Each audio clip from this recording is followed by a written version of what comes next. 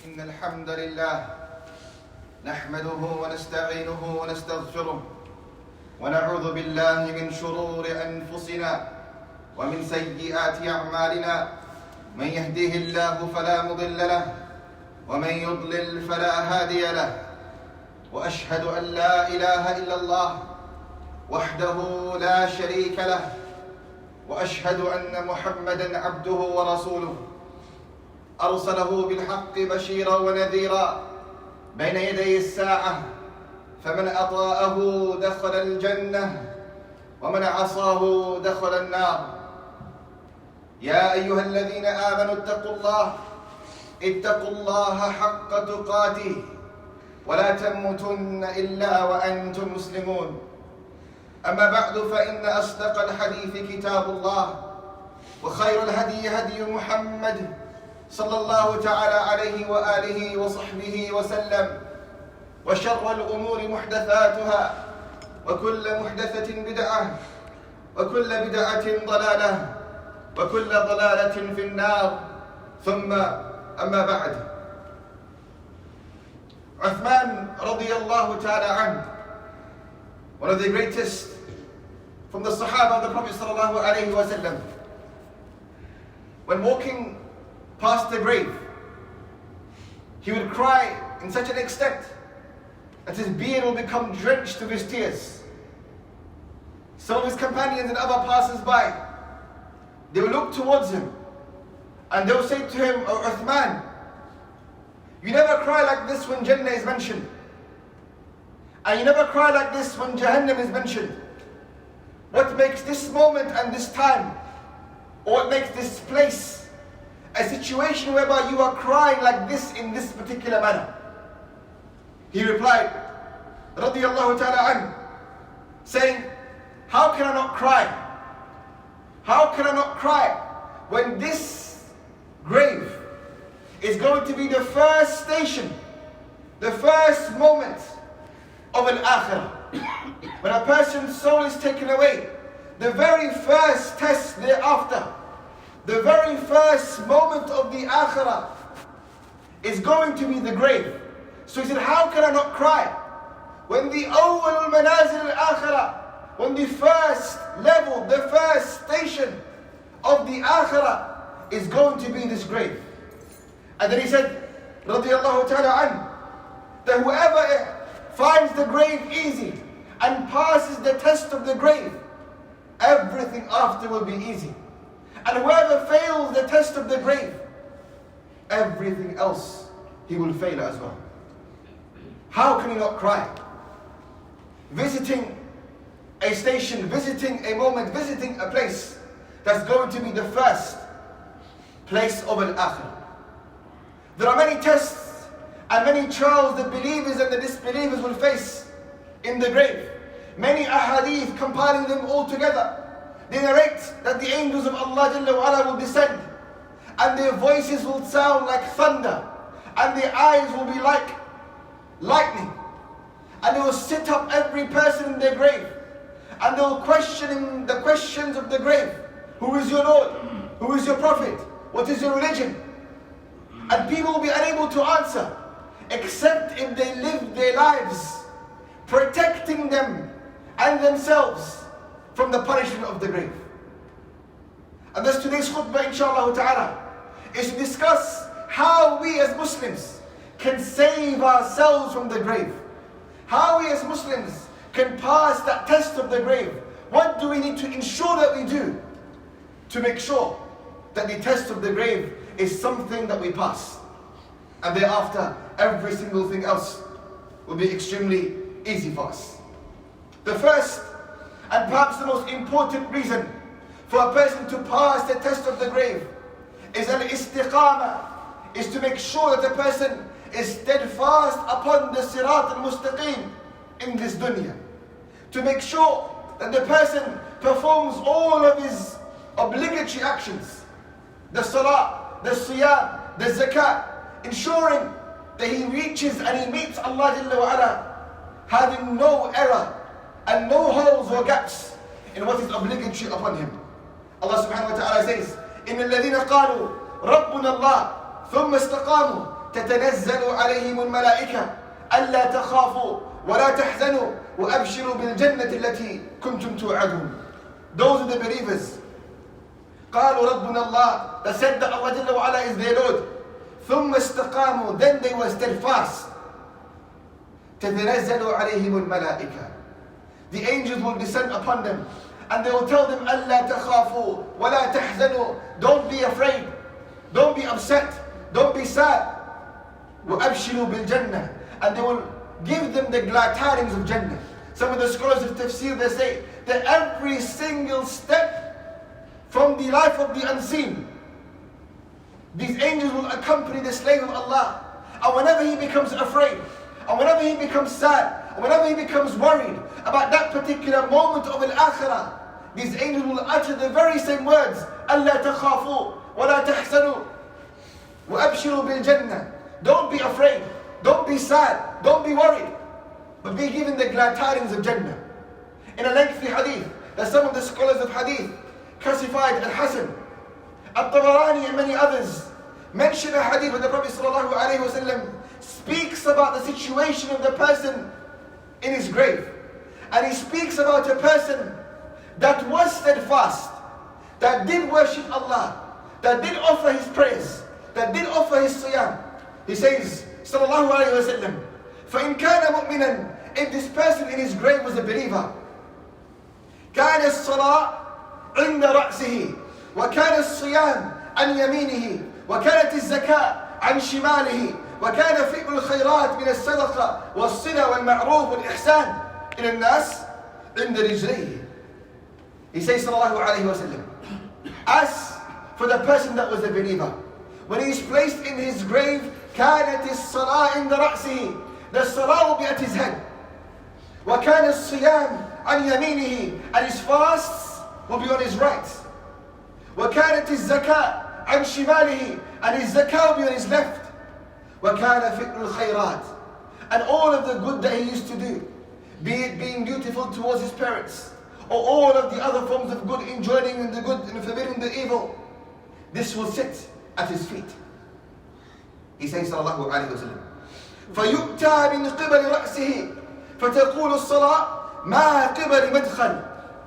Some of the scholars of Islam mention that shaitan will come from the head, from the direction of the head. Some of them mentioned that adab will come, punishment of the grave will come from the direction of the head. Some of the other scholars of hadith mention that the angels that will torment the slaves of Allah will come from the direction of the head. But the salah will speak. And it will say, there is no entrance for you from this area. The same will come from his right. And the siyam will speak. And it will say, there is no entrance for you from this area. The shaitan, the adab, the angels that torment will come from the left. And the zakah will say, there is no entrance for you from this area. And then finally the shaitan, the adab, the punishment, the angels that torment will come from the direction of the feet. And all of the good that a person has done will say you have no entrance from this area. Until the slave of Allah is allowed to rest in his grave with the window of Jannah open for him, feeling the breeze of Jannah throughout the entire moment of the grave. This is the reward, oh brothers in Islam. This is the reward and this is the promise of Allah Jalla wa Ala for the ones that live their life upon istiqamah, live their life upon steadfastness, patiently adhering to the commandments and the obligations of Allah subhanahu wa ta'ala. يثبت الله الذين آمنوا بالقول الثابت في الحياة الدنيا وفي الآخرة. That Allah Jalla wa Ala, He allows people to stay firm. Those who stayed firm in this dunya, those who regularly mention Allah, Allah Jalla wa Ala will allow them to be firm in this worldly life and in the hereafter. From amongst the ways that we can all save ourselves from the punishment of the grave and be of those people to whom pass and are successful with the tests of the grave. The second of them, the scholars of Islam mention, is to regularly make dua and ask Allah Jalla wa Ala to save you from the punishment of the grave. In particular, the dua that was taught to us by Muhammad sallallahu alayhi wa sallam. And he taught us sallallahu alayhi wa sallam that at the end of every single salah, just before a person says assalamu alaikum wa rahmatullah, so at the end of tashahhud, the Prophet sallallahu alayhi wa sallam would often say, Allahumma inni a'udhu bika min adhab al-qabr, wa min adhab jahannam, wa min fitnat al-mahya wal-mamat, wa min sharri fitnat al-masih al-dajjal. To the extent that some of the scholars of the Salaf, they would tell the person who wouldn't recite this dua to go back and repeat his prayer again. Some of the Sahaba, when they found out about this dua, they would ensure that every single salah, at the end of every salah, they will recite this dua over and over. For in this dua, he is asking Allah Jalla wa Ala, saying, Allahumma inni a'udhu bika min adhab al-qabr. Oh Allah, I seek refuge with you from the punishments and the torment and the trials of the grave. The one who recites this dua oftenly, at the end of every single tashahhud, is saved from the punishment of the grave. Is saved from the punishment of the grave. From the actions, from the reasons that saves the slaves of Allah from the trials and the torment and the horror of the grave. As Shaykh al-Islam Ibn Taymiyyah mentions, is to recite Surah Mulk before a person sleeps. To recite Surah Mulk before a person sleeps every single night. For Abu Hurairah radiallahu ta'ala narrates, in the surah, there is a surah in the Quran, 30 ayah, that's 30 ayah, that will become an intermediary for the person and allow him to meet Allah Jalla wa Ala with all of his sins forgiven. Rawahu al-Tirmidhi wa Abu Dawud wa Ibn Majah. And they can authentic by some of the scholars of hadith. Ibn Mas'ud radiallahu ta'ala said that whoever recites Tabarak alladhi biyadihi al-mulk wa huwa ala kulli shay'in qadir, Allah Jalla wa Ala will promise him that he will save him from the punishment of the grave. Allah Jalla wa Ala promised him that he will save him from the punishment of the grave. And then he said, and we used to, as the Sahaba, used to recite this every single night in the life of the Prophet sallallahu alaihi wasallam. And that's a person, if he really is serious about saving himself from the punishment of the grave. Surah Mulk only has 30 verses. Some of us have memorized it. Some of us, it will take us only 2 minutes, 3 minutes, 5 minutes maximum to recite this surah. Reciting this surah at the end of every night promises the slaves of Allah Jalla wa Ala security and success during the stage of the first moment of Al-Akhirah. Security and success during a moment that this Sahabi would cry and Uthman would cry until his beard would become drenched in his tears. Security and success during the grave. أقول قولي هذا واستغفر الله لي ولكم ولسائر المسلمين فاستغفروا إن الله تعالى غفور رحيم.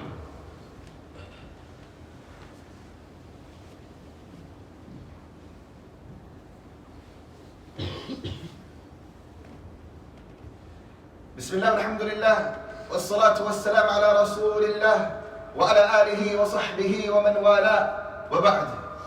From the reasons that protects a person from the punishment, from the torment of the grave, is that the slave of Allah Jalla wa Ala should look out for specific actions that are occupied or that guarantee the slave of Allah a punishment in the grave. So you should stay away from all of these actions. There are certain actions that the Prophet ﷺ has mentioned by name. Action that carry out and determine for the slave that does them a punishment in the grave. For he said sallallahu alayhi wa sallam, walking past a grave, and he said sallallahu alayhi wa sallam, إِنَّهُمَا لَيُعَذِّبَانِ. These two people who are in the graves, they are currently being punished. وَمَا يُعَذِّبَانِ فِي كَبِيرٍ. And they're not being punished for something that was great. They're not being punished for something that was a great or major sin. But they're being punished in their graves right now. And then he clarifies sallallahu alayhi wa sallam, that as for one of them, he was somebody that didn't take care of covering himself, or purifying himself, or cleaning himself when he used to urinate in the toilet. And as for the second, that he will be someone that will pass tales amongst others. Spreading tales, not verifying the authenticity of the tales itself. Or somebody that became a means for others to hate one another. So we pass tales from one person to another. We should only make the second hate the former. And then going back to the former and giving him stories and telling him tales that will make him hate the latter.